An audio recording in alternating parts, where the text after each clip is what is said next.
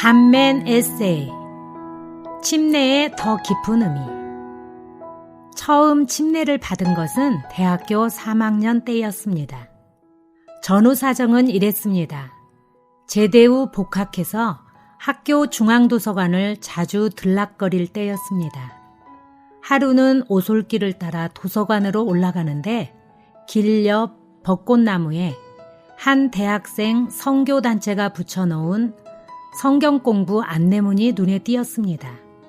영어로 성경을 배운다는 문구가 마음에 들어서 결국 그 단체에 합류하게 되었습니다. 우리는 농대 학생이던 총무 형제가 라디오 프로그램인 Our Daily Bread를 카세트로 녹음해 온 것을 아침마다 듣고 교제했습니다. 그러다가 어느덧 여름방학이 되었습니다. 다른 학교 학생들을 포함한 그 선교단체 소속 학생 전체가 몇 대의 버스를 대절하여 강원도 고성 쪽으로 여름 수련회를 갔습니다. 수련회 장소는 운동장이 바닷가와 맞닿은 한 시골 초등학교였습니다. 마지막 날에 운동장 앞 바닷가에서 침례를 받았습니다.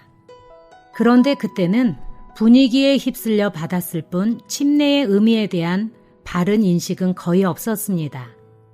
그 후 침례가 주님의 죽으심과 부활에 참여함을 간증하는 것임을 알고 다시 받게 되었습니다. 그런데 아침에 아래 말씀을 읽고 추구해 볼 때 침례의 의미가 전보다 더 깊게 다가왔습니다. 그러므로 여러분은 가서 모든 민족을 나의 제자로 삼아 아버지와 아들과 성령의 이름 안으로 침례를 주고 마태복음 28장 19절. 우리가 알듯이 위 본문은 부활하신 후에 주님께서 제자들에게 하신 말씀입니다. 이 구절은 흔히 복음 전파에 대한 지상 명령을 강조하는 설교나 제자 훈련의 필요성을 언급할 때 자주 인용됩니다. 혹은 삼위일체의 근거 구절로 사용되기도 합니다. 그러나 제가 누린 부분은 그도 저도 아니고 아버지와 아들과 성령의 이름 안으로 침례를 주는 방면입니다. 특히 안으로라는 전치사의 의미와 아버지와 아들과 성령의 이름에 깊은 뜻이 새롭게 다가왔습니다. 하나님의 말씀은 읽을 때마다 새롭습니다. 자주 느끼는 것이지만 이번 묵상을 통해서도 성경을 건성으로 읽어서는 안 된다는 생각이 많이 들었습니다. 안으로. 일반적으로 성경적인 침례의 의미에서는 한 영역에서 나와 다른 영역 안으로 들어간다는 사상이 들어 있습니다. 침례의 물속에 우리의 온 몸이 잠기는 것은 십자가에서 끝난 우리의 옛사람을 물속에 장사 지내는 것입니다. 그 후에 물에서 몸을 일으키는 것은 장사 지낸 그 옛사람에게서 나와 주님의 부활이라는 새로운 영역 안으로 들어가 그분과 연합한 것을 표징합니다. 이러한 두 영역 사이의 이동이라는 개념을 뒷받침해 주는 단어가 바로 헬라어 에이스에 해당하는 전치사 into입니다.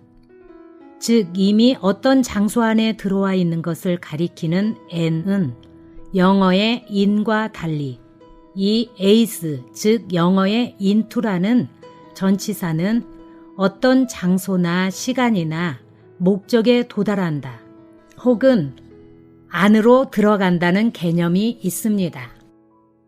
그런데 유감스럽게도 개역 성경을 포함한 거의 모든 한글 성경이 이 단어를 아버지와 아들과 성령의 이름으로 세례를 주고 라고 번역했습니다.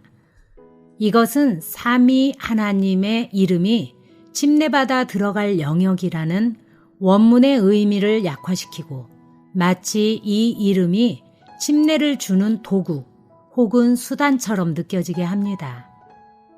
따라서 개역 성경으로 이 구절을 읽으면 침례를 통해 어떤 영역 안으로 들어간다는 인상을 받기 어렵습니다. 영어 성경의 경우도 상황은 비슷합니다. 즉 킹제임스 성경을 포함한 대다수 번역본은 위 본문에 나오는 에이스를 인투가 아닌 인으로 번역했습니다. 이처럼 하찮아 보이는 전치사 하나도 본문을 바르게 이해하는데 결정적인 영향을 줄 수 있습니다. 그러므로 여러 번역본을 비교해 가면서 원문의 바른 의미를 정확히 이해하려고 노력하는 것은 매우 중요합니다. 부활하신 주님 자신 안으로의 침례.